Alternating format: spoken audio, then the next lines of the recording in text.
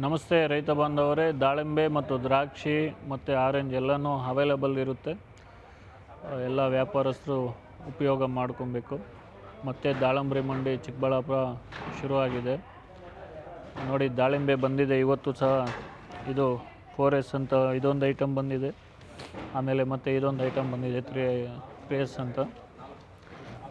So ಮಂಡಿ ಚಾಲು ಆಗಿದೆ, ಬರ್ತಾಯಿದೆ ನೋಡಿ. ಇಲ್ಲೊಂದು ಐಟಮ್ ಬಂದಿದೆ, ಚೆನ್ನಾಗಿದೆ. ಆಮೇಲೆ ದ್ರಾಕ್ಷಿ ಇದೆ, ದ್ರಾಕ್ಷಿನೂ ಸಹ ಚೆನ್ನಾಗಿದೆ, ಒಳ್ಳೆ ದ್ರಾಕ್ಷಿ ಬರ್ತಾ ಇದೆ.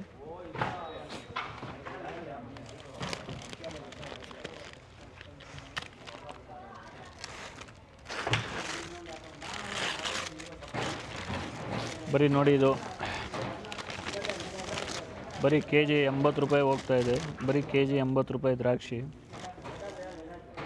ಇದು ಸೀಡ್ಲೆಸ್ಸು ಮಾಣಿಚಮ್ಮನ್ ಅಂತಾರೆ, 80 ರೂಪಾಯಿ ಮಾರ್ತಾಯಿದ್ದೀರಿ. ದಾಳಿಂಬೆನೂ ಸಹ ಹೋಗ್ತಾ ಇದೆ. ದಾಳಿಂಬ್ರೆ ಇದು ಬಂದು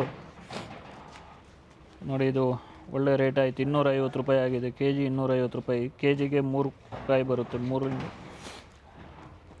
3ರಿಂದ 4 ಕಾಯಿ ಬರುತ್ತೆ. 250 ರೂಪಾಯಿ ಆಗಿದೆ ಇದು ಇವತ್ತಿನ ರೇಟು.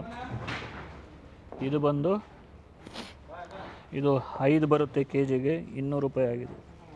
KGಗೆ 5 ಬರುತ್ತೆ, 200 ರೂಪಾಯಿ. ಈ ಥರ ರೇಟ್ ಆಗಿದೆ. ಮತ್ತೆ ಮಂಡಿ ಚಾಲು ಆಗಿದೆ.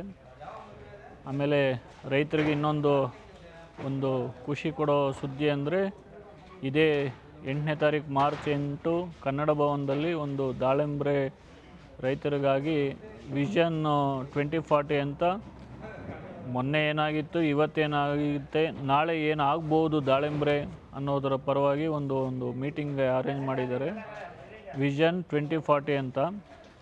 ಸೊ ಎಲ್ಲ ಕಡೆ ಮಹಾರಾಷ್ಟ್ರ ಆಗ್ಬೋದು, ಗುಜರಾತ್, ರಾಜಸ್ಥಾನ, ಆಮೇಲೆ ನಾರ್ತ್ ಕರ್ನಾಟಕ, ಆಂಧ್ರ ಎಲ್ಲ ಕಡೆ ಜಾಸ್ತಿ ಈಗ ದಾಳಿಂಬ್ರೆ ಉಣ್ತಾ ಇರೋದ್ರಿಂದ ಮುಂದೆ ಫ್ಯೂಚರ್ ಏನಾಗ್ಬೋದು ಅಂತ ಅದೊಂದು ಕಾನ್ಸೆಪ್ಟು 2040 ಅನ್ನು ಇಟ್ಕೊಂಡು ಒಂದು ಕನ್ನಡ ಭವನ ಚಿಕ್ಕಬಳ್ಳಾಪುರದಲ್ಲಿ ಇದೇ 8ನೇ ತಾರೀಕು ಮಾರ್ಚ್ ಭಾನುವಾರ ಒಂದು ಪ್ರೋಗ್ರಾಮ್ ಅರೇಂಜ್ ಮಾಡಿದ್ದಾರೆ. ಅದಕ್ಕೆ ವಿಶೇಷವಾಗಿ ಒಬ್ಬ ಡಾಕ್ಟ್ರಾಗಿ ಸೋಲಾಪುರದಿಂದ ಒಬ್ಬ ಸೈಂಟಿಸ್ಟ್ ಬರ್ತಾ ಇದ್ದಾರೆ. ಆಮೇಲೆ ನಮ್ಮ ಶ್ಯಾಮ್ ಆಗ್ರೋಟೆಕ್ ಅಂತ ಒಬ್ಬ ಇಂಡಿಯಾದಲ್ಲೇ ಟಾಪ್ ಮೋಸ್ಟ್ ಎಕ್ಸ್ಪೋರ್ಟರ್ ಅವರು ಸಹ ಬರ್ತಾ ಇದ್ದಾರೆ. ಹಾಗಾಗಿ ಕೆಲವೊಂದು ವಿಶೇಷವಾದ ಚರ್ಚೆಗಳು ನಡೆಯುತ್ತೆ. ಅದ್ರಿಗೆ ರಿಜಿಸ್ಟ್ರೇಷನ್ನು ಕಂಪಲ್ಸರಿ ಇರುತ್ತೆ. ದಯವಿಟ್ಟು ಒಂದು ಫೋನ್ ಮಾಡಿ ಅದರ ರಿಜಿಸ್ಟ್ರೇಷನ್ ಮಾಡಿಕೊಡ್ರಿ. ಇವತ್ತೇ ಲಾಸ್ಟ್ ಇರುತ್ತೆ ಮೋಸ್ಟ್ಲಿ. ದಯವಿಟ್ಟು ರಿಜಿಸ್ಟ್ರೇಷನ್ ಮಾಡಿಕೊಡ್ರಿ ಅಂತ ಹೇಳ್ತೀನಿ. Thank you. ನಮಸ್ತೆ ರೈತ ಬಾಂಧವರು.